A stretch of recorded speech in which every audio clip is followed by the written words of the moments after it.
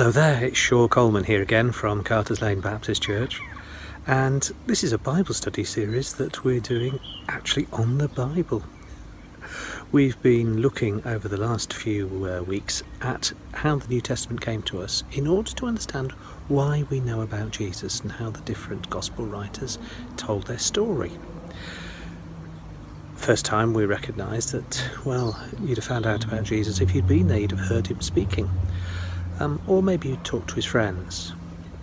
After his death and resurrection, then perhaps you'd gone to hear some of the people who went away from Jerusalem telling people about Jesus. They, in their turn, wrote letters to the churches that they'd set up, and you may have heard those being read out loud. But eventually we reached the stage where the Gospels began to be written because, well, people were dying, and we needed to have some sort of record. We know that there were lots of different Gospels written, but the key ones that we've got are Matthew, Mark, Luke and John.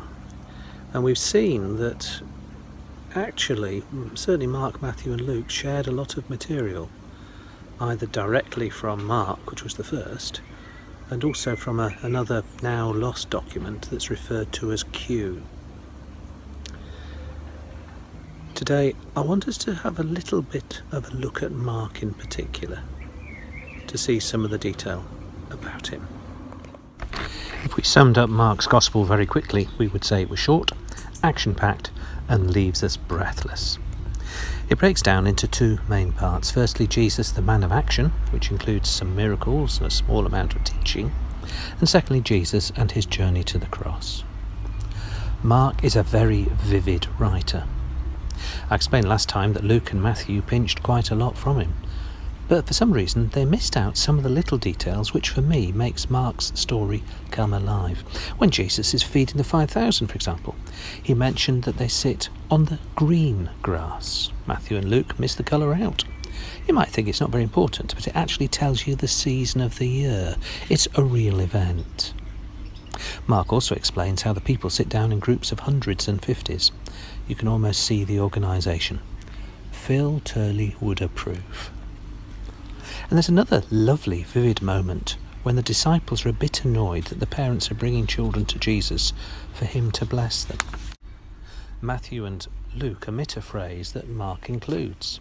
Very simple, very short, but very telling. Jesus called the children to him, and then this phrase, he took them up in his arms and blessed them. He held them close. A real story. It's likely that Mark was in a community of believers. That's who he wrote it for. That's why he got on with it. But what do we know about Mark himself?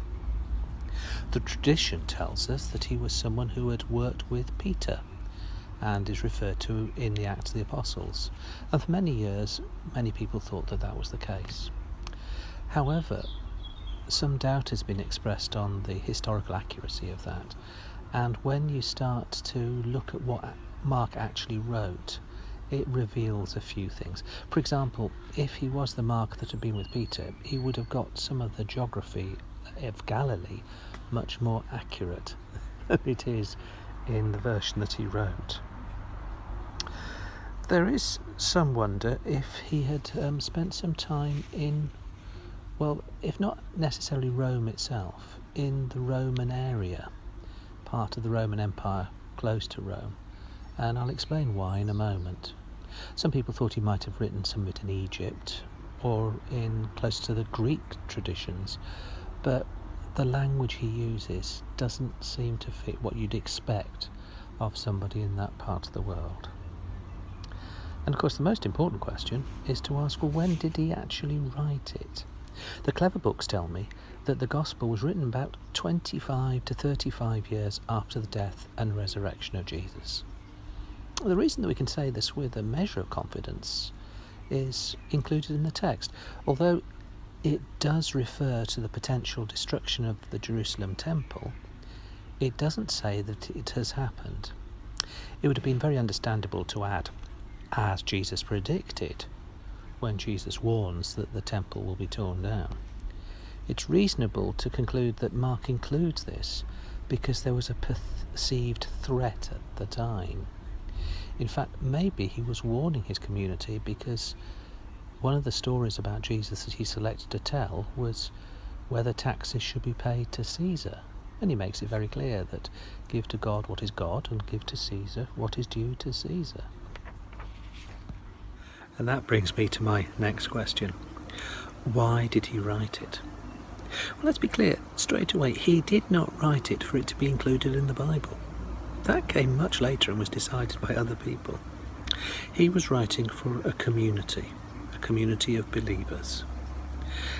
And it's only 16 chapters long. In fact, there wouldn't have been the chapter divisions, they came later as well. But he was very selective. There was so much material that he could have chosen from the life of Jesus, but he was selective in what he did choose. And when we start to look at it, well, there are some emphases that seem to tell us something about the people to whom he was writing.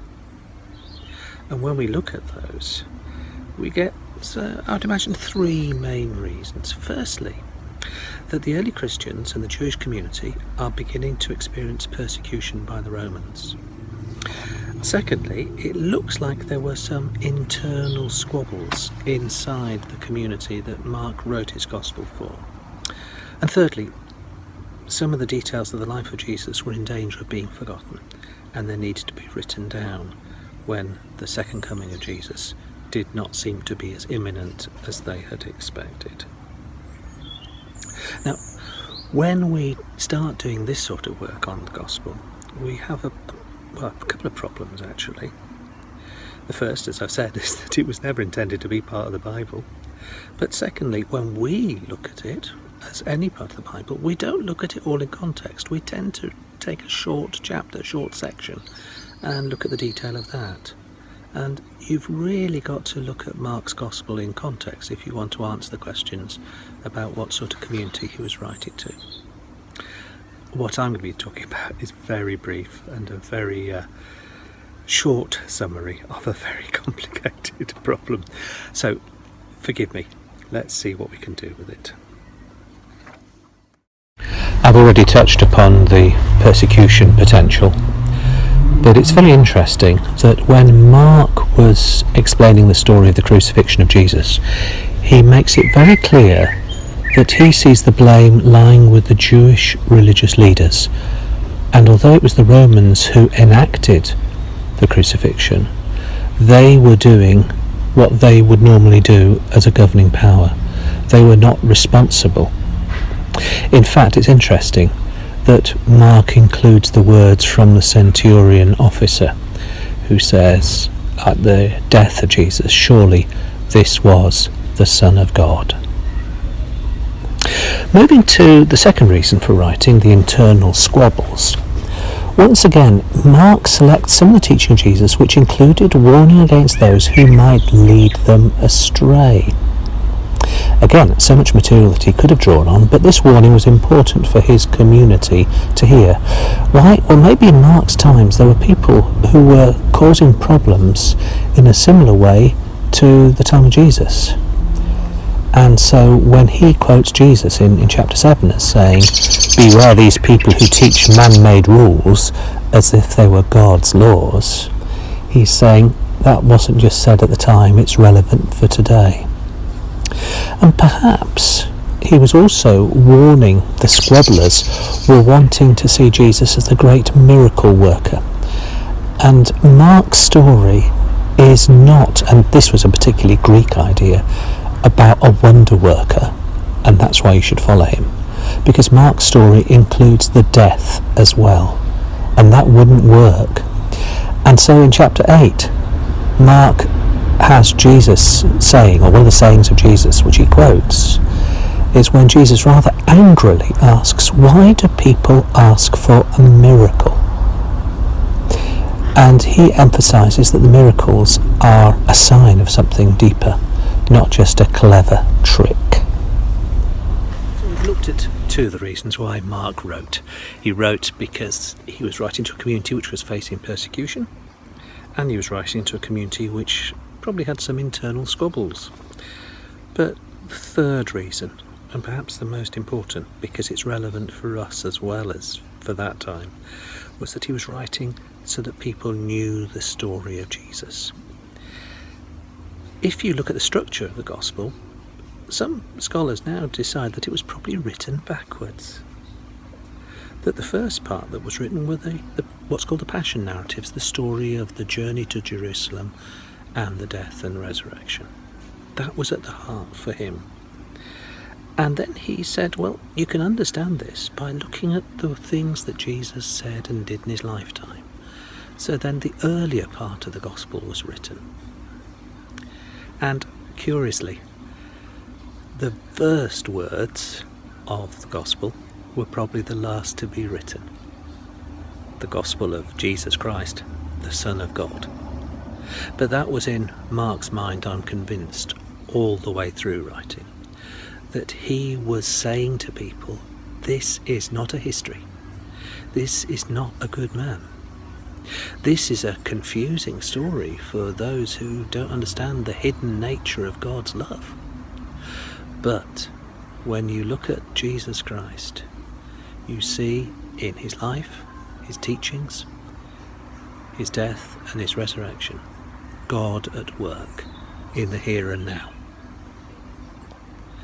And for me, the here and now is for us too. Because what Mark is saying to us is, yes, there may well be times of persecution, of difficulty, of challenge. There may be times when we're not sure and we disagree about things. But ultimately, he says, at the heart of it all, and the reason that I've written this down for you chaps, is that God has shown himself in Jesus Christ and has brought transformation and hope to the whole world. Well, thank you for being part of it. We're going to have a look at Matthew next time, and then the Luke the week after that, as we develop the story of why we know about Jesus